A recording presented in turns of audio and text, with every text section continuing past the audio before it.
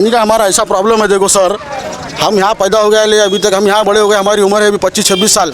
आज तक हमारे यहाँ पे कोई लीडर आया नहीं, कोई पार्टी का लीडर आया नहीं आज तक। हमारे नाली का काम, ये रोडों का काम, या हमारे घर देखो पानी आए तो ऐसे घर गिर जाते, ये नालियों का काम अभी आज तक ऐसा कोई घरों में आया तो पूरा नालियों का पानी, नदी का पानी आने से पहले ऊपर का बारिश का ही पानी गिरा तो भी हमारे घरों में पानी, नालियों का पानी आ जाता।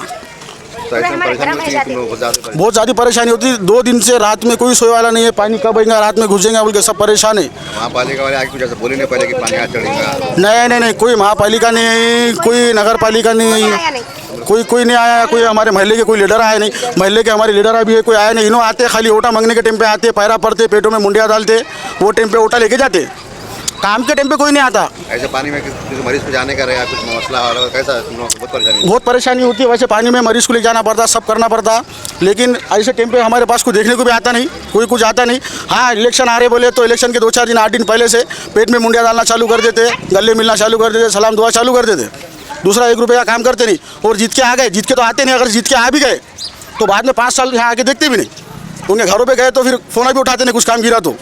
ऐसे ये एरिया का अच्छा हाल है।